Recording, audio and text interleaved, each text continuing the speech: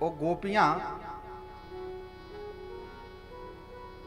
भगवान श्याम सुंदर की सन्निधि में मधुवन में उपस्थित थी, भगवान के सामने खड़ी हैं। भगवान ने कहा, स्वागतम भो महाभाग प्रियम किम करवाणि ब्रजस्या नामयं कच्चित् ब्रूतागमन कारणम्। आप इस रात्रि में यहां पर आई हैं, आने का कोई विशेष उद्देश्य आपका? अच्छी बात है, आप रात्रि में आ गई।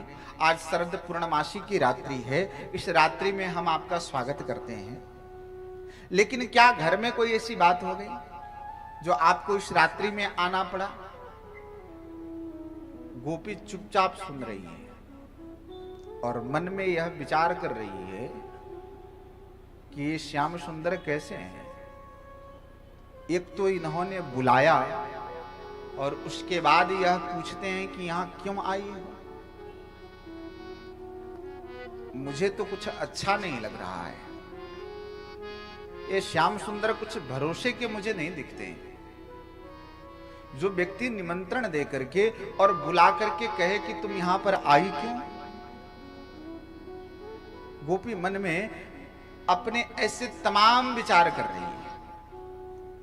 भगवान ने कहा कि देखो, आपने इस रात्रि को देख लिया, अब आप अपने अपने घर को चले जाओ। इस रात्रि में इस जंगल में रुकना अच्छा नहीं। गोपियां कोई प्रत्युत्तर नहीं देती, चुपचाप खड़ी हैं। भगवान ने कहा कि देखो, यदि तुम्हें तुम्हारे घर में तुम्हारे पतियों से यदि झगड़ा हो गया हो तो उस झगड़े को क्षणिक मानना चाहिए। झगड़ा हो जाने पे घर का परित्याग नहीं करना चाहिए। भगवान गोपियों को उपदेश दे रहे हैं, कह रहे हैं कि देखो, पति जैसा भी हो उसकी तुम्हें सेवा करनी चाहिए। तुम्हारे पति के पास धन नहीं भी होना तो भी तुम्हें उसकी सेवा करनी चाहिए। तुम्हारे पति कदाचित तुम्हें कुछ कटु भी बोल देना तो भी उस बातों पे ध्यान न देते हुए तो भी तुम्हें उनकी सेवा करनी चाहिए।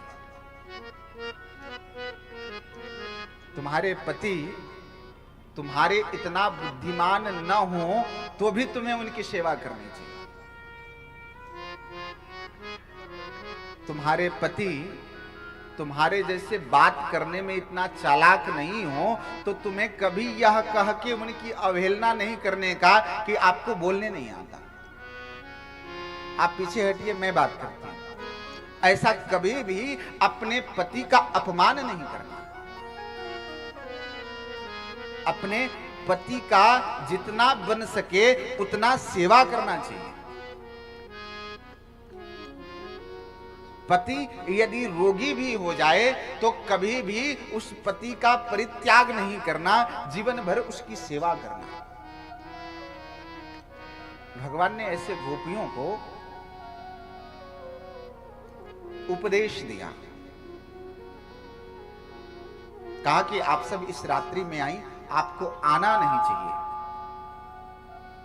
इति विप्रियमाकर्ण्य गोप्यो गोविंद भाषितम। अब गोपियों से रहा नहीं गया। उन्होंने मन में ऐसा विचार किया कि देखो, हम सब जब तक चुप हैं, हम अपनी मर्यादा में हैं, तो पता नहीं ये श्याम सुंदर क्या क्या हमको ऐसे उपदेश देते जा रहे हैं। इन्हें क्या लगता है कि मुझे बोलना नहीं आता, मुझे बातचीत करना नहीं आता। इनसे मैं अच्छा बोल सकती हूं, इनसे मैं अच्छा उपदेश कर सकती हूं। इनकी बातों को क्या सुनना। गोपियां वहां भी बैठ करके आपस में ऐसे ही बात करने लगी।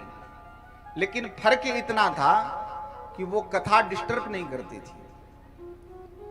बोलिए वृंदावन बिहारी लाल की